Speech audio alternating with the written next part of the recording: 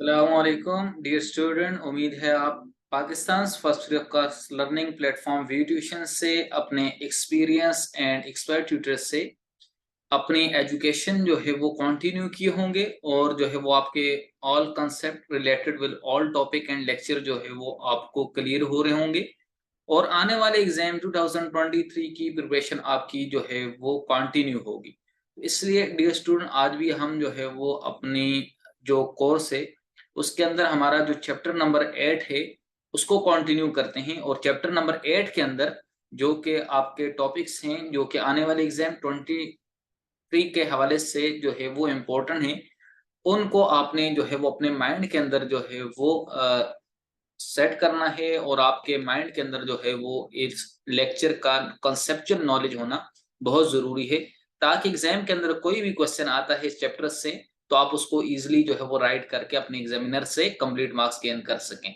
इसके साथ dear student, इस चैप्टर की इंपॉर्टेंस बताता चलूं कि चैप्टर नंबर 8 है, एसिड बेसिस एंड सॉल्ट्स इसका नेम है और इस चैप्टर से एमसीक्यूज का पोर्शन भी आता है जो कि आपको जो है वो नोन है और एमसीक्यूज आपने अगर जो है वो सही मार्क कर दिए तो आपके जो है वो मार्क्स जो हैं वो बहुत ही अच्छे आने के चांसेस होते हैं। इसके साथ साथ सेक्शन बी के अंदर जो है वो कॉन्सेप्चुअल क्वेश्चन भी आते हैं और इसके साथ सेक्शन सी में जो थ्योरीज हैं और जो एग्जांपल्स हैं इन एसिड बेसिस सॉल्ट को लेकर और सॉल्ट्स की जो हमारे पास टाइप्स आती हैं आगे, उनका जो है वो क्वेश्चन आते हैं और उनके चांसेस जो है वो मैक्सिमम।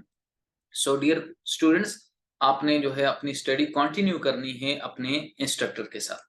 डियर स्टूडेंट, आज के लेक्चर को ही हम जो है वो कंप्लीट करते हैं और इसके अंदर जो है वो हमारे पास सिन बोर्ड एचएससी फर्स्ट ईयर से है चैप्टर नंबर 8 जो कि आपका एसिड बेसिस एंड सॉल्ट्स के ऊपर जो है वो इंक्लूडेड है।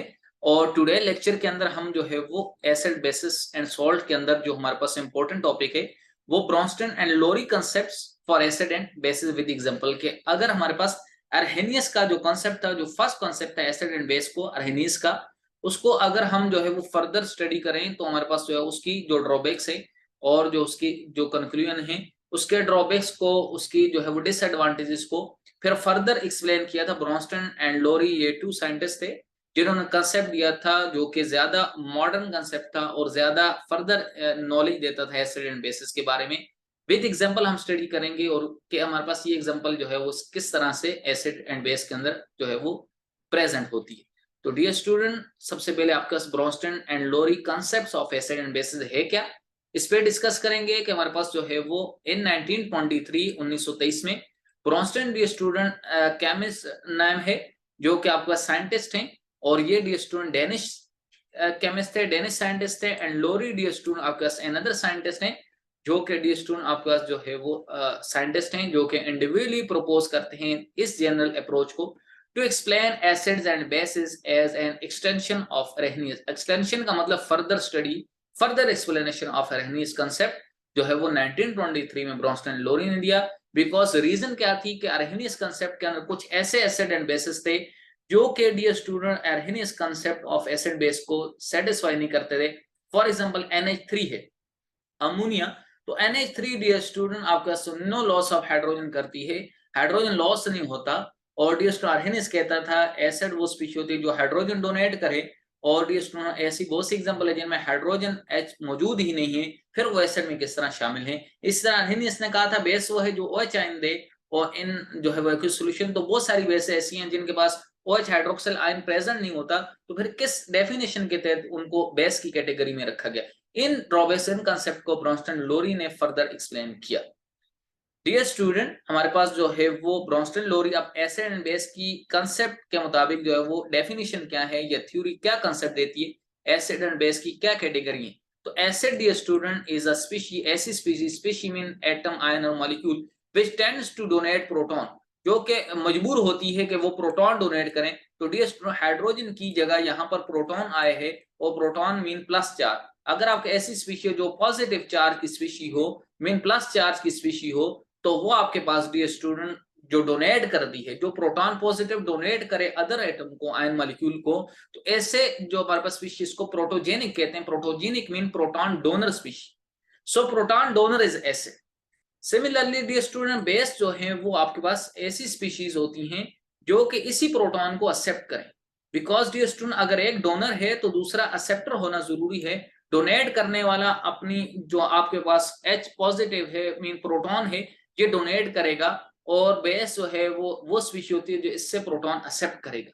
It mean acid and base साथ साथ आते हैं और ये एक दूसरे के अगेंस्ट वर्क करते हैं। बेस इज अ स्पीशी, ऐसी species which tends to accept, tend में मजबूर कर होती है कि ये एक्सेप्ट करती है प्रोटॉन को, ये प्रोटॉन को एक्सेप्ट करती है। And proton acceptor is protophilic, protophilic mean proton acceptor. So base वो है जो प्रोटॉन को एक्सेप्ट करती है एसिड से, और एसिड वो है जो बेस को प्रोटॉन दे। तो डियर स्टूडेंट, उम्मीद करता हूं ये कांसेप्ट समझ में आया होगा। अब dear student, example of acids, ऐसी कौन सी स्पीशीज हैं, कौन से हमारे पास एटम आयन मॉलिक्यूल्स होते हैं, कौन से हैं जिनके पास प्रोटॉन रिच स्पीशी होगी। और डियर स्टूडेंट, हमेशा प्रोटॉन रिच स्पीशी ही प्रोटॉन डोनर करेगी। डोनर हमेशा वो होता है जो रिच हो। तो इस इट मीन आपका ऐसा स्पीशी जो कि पहले से प्रोटॉन रिच हो, जिसपे पॉजिटिव चार्ज हो या जिसको प्रोटॉन प्रेजेंट हो, वही डोनेट करेगा। हमेशा जो है वो प्रोटॉन जिसके पास ज्यादा हो वो जो है वो डोनेट करेगा।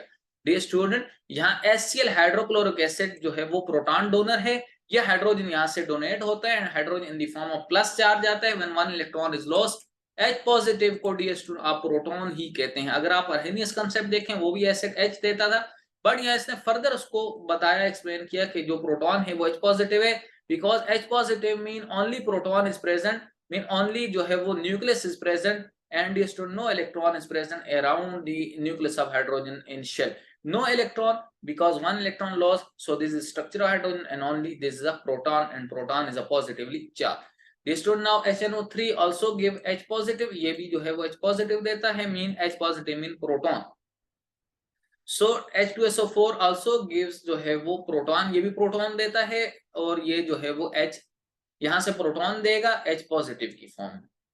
Dear student, now water also gives proton, and H3O positive mean proton rich species आपका ये प्रोटॉन पॉजिटिव है। So dear student, ये भी प्रोटॉन डोनेट करेगा H पॉजिटिव और वाटर में जो है वो कन्वर्ट हो जाएगा। These all are example of acid, और ये जो है वो ब्रोंस्टन-लोरी एसिड्स हैं। Now dear student, example of bases, bases वो हैं जो प्रोटॉन को एक्सेप्ट करें। It mean proton deficient species, ऐसी स्पीशी जिनके पास प्रोटॉन की कमी है। इट मीन पॉजिटिव चार्ज कमी है तो अदर चार्ज इलेक्ट्रॉन इनके पास रिच होगा। The electron rich species are proton acceptor. So dear student, ammonia NH3 जो है वो बेस है, because according to Bronsted and Lowry NH3 accept proton. तो H जब प्रोटॉन आएगा इसके पास तो ये H पॉजिटिव इसमें ऐड हो जाएगा, और ये आपके पास NH4 जो कि आपके पास पॉजिटिव अमोनियम आयन की फॉर्मेशन करती है। सो NH3 is a base and H positive is a acid.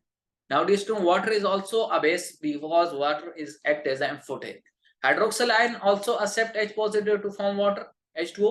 Similarly, chlorine negatively charged, electron rich है, it mean proton accept करेगी। Dear student, CO3 -2 charge है आपके पास, so जो है वो आपके पास कार्बोनेट आयन भी जो है वो प्रोटॉन एक्सेप्टर है। And HSO4 comes from H2SO4, and HSO4 part is a base part because negatively charged accept proton to gives H2SO4. So dear student, ये आपके पास जो है वो प्रोटॉन एक्सेप्टर है according to Bronsted and Lowry. So these all are included in examples of bases according to Bronsted and Lowry. तो dear student, उम्मीद करता हूँ आपको आज का ब्रोंस्टन एंड लोरी कंसेप्ट समझ में आया होगा। Acid and base concept and कौन सी एग्जांपल जो हैं वो हम एसिड एंड बेस के अंदर शामिल कर सकते हैं। अगर आपके पास एग्जांपल आ जाती हैं which one is acid and which one is a base, तो डियर आप इनमें इजीली डिफरेंशिएट कर सकते हैं। एग्जांपल्स को जो है वो आपने समझ लिया तो इट मीन आप जो है वो एग्जांपल से एसिड बेस को इंडिकेट कर सकते हैं। Dear student, V tuition platform को जरूर सब्सक्राइब करें ताकि जो है वो आपको तमाम आने वाले वीडियो लेक्चर जो हैं वो एक ही प्लेटफॉर्म से अवेलेबल हों, ताकि आपके कंसेप्ट 100% क्लियर हो जाएं, और जो है वो क्वालिटी एजुकेशन को फ्री ऑफ कॉस्ट प्रमोट करने के लिए, ताकि जो है वो पाकिस्तान के स्टूडेंट जो हैं वो अपने फ्यूचर को ब्राइट बना सके और जो है वो अपनी एजुकेशन को कंटिन्यू कर सकें, और जो है वो उनका जो है वो फ्यूचर ब्राइट हो, और जो है वो अपनी कंट्री के लिए वो जो है वो एक पॉजिटिव जो है वो वे में वर्क कर सकें। तो डियर स्टूडेंट, इसलिए आपने इसको फ्रेंड्स एंड फैमिली में शेयर करना है, और साथ साथ जो है वो उन स्टूडेंट्स तक भी जो कि प्रिपरेशन के हवाले से जो है वो किसी भी मुश्किल का शिकार है, उन तक जो है वो आप आसानी का बायस बने।